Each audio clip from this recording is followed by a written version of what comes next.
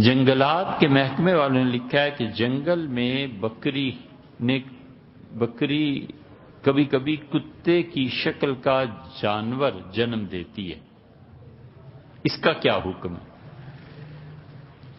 یہ تو بھیا پوچھنا چاہیے ان سے جو ہر بات پہ کہتے ہیں کہ حدیث لاؤ، ہر بات پہ کہتے ہیں کس کتاب میں آیا ہے، ہر بات پہ کتاب و سنت سے دلیل۔ کتاب و سنت کو ہم سب مانتے ہیں، کوئی مسلمان اس کا انکار نہیں کرتا، لیکن اللہ نے یہ بھی سکھایا ہے کہ کبھی کبھی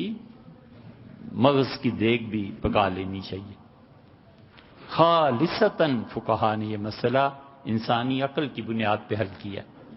یہ انسانی عقل جو ہے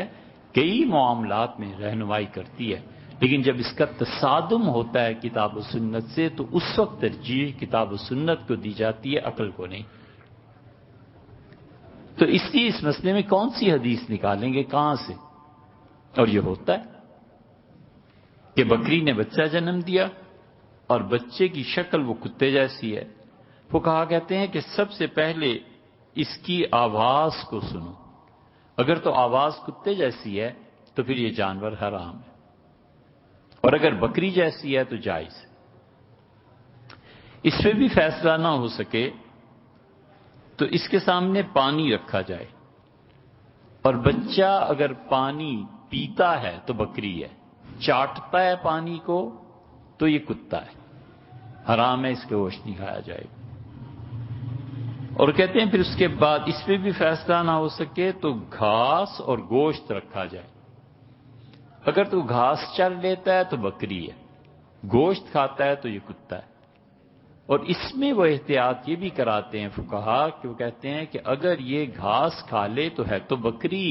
لیکن اس کے باوجود اسے ذبح کر کے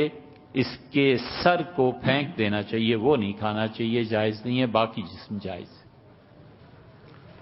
اگر اس پہ بھی فیصلہ نہ ہو سکے تو کہتے ہیں کہ اس کو ذبح کیا جائے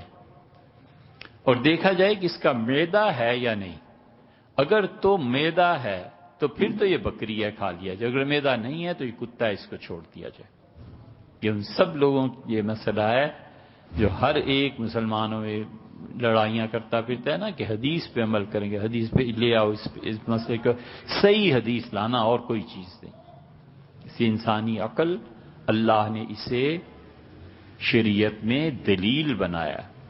فقہا کا تجربہ دلیل ہے، فقہا کی عقل کی بات دلیل ہے۔ ایک عقل مند سلیم الفطرت آدمی